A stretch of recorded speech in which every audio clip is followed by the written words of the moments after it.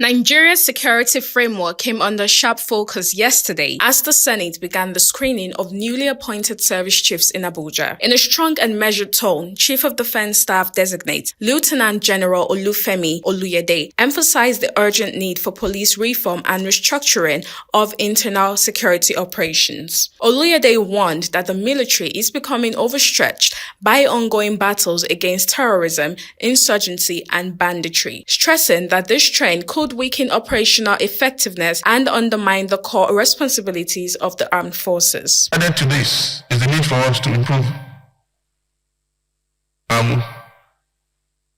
probably structure the police force, because most of the job that is being done by the army as we speak actually lies within the purview of the police. So it's important for the nation to empower the police, make it stronger, make it more formidable, so that they can do their job while we concentrate on defending Nigeria against external aggression.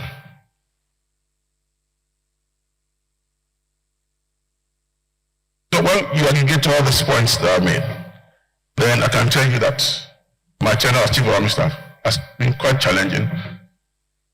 But I can tell you that within the ambit of what we have and the resources made available to us, we're able to face some of the challenges. And I believe that things have improved tremendously, but we can do better. But in doing better, it requires a whole society approach. Everybody must be involved. I don't think it should be left only to the military to prosecute and face all these challenges. It's not going to work. It's important for all hands to be on deck to make Nigeria safer.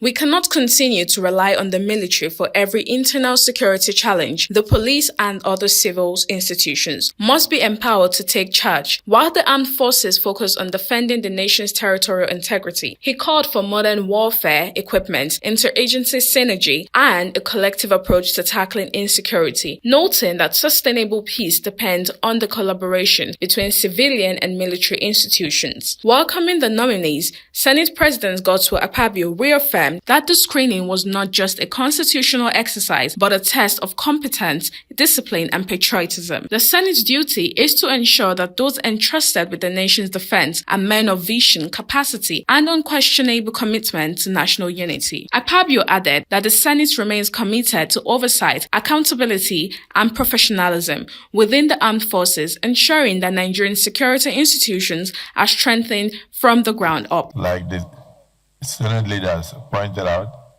now that they are like the class prefects. By the way, I used to be a senior prefect in my college, in my days in secondary school. So I had other prefects under me. So today you are like the class prefect. You are like me when I was senior prefect. So, and we have earlier cleared you, and we have no doubt as to your capacity to deliver. Is it the view of the Senate that he'll be allowed to take a bow and watch as others speak to us? Those in support say aye. Those against say nay. The ayes have it. Thank you so much, General.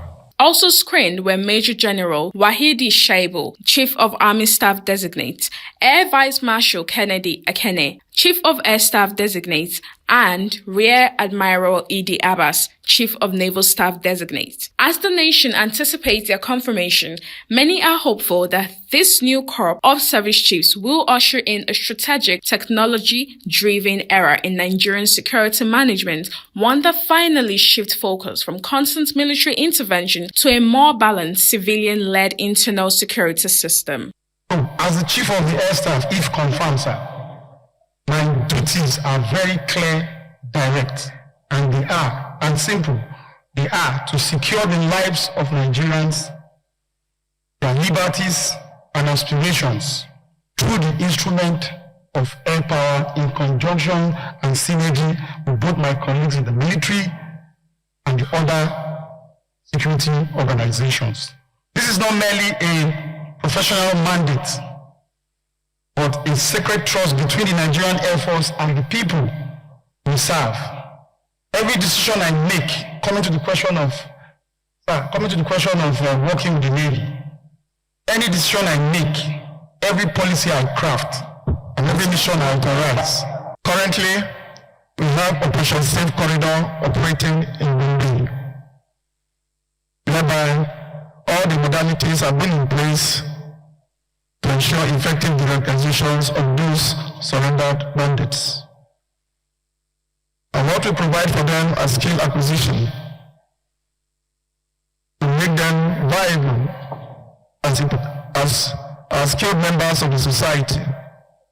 Now, integrating them into their various communities, that is not within our purview. First question, the issue of de-radicalization. I totally agree with the Chief of Army Staff nominee's opinion. De-radicalizing the repentant criminals is a good way forward, but what of the moral burden? These are people that have killed, have maimed, and been integrated back into the society, to my mind, may remind relatives and family members of those that they have maimed to think in another direction.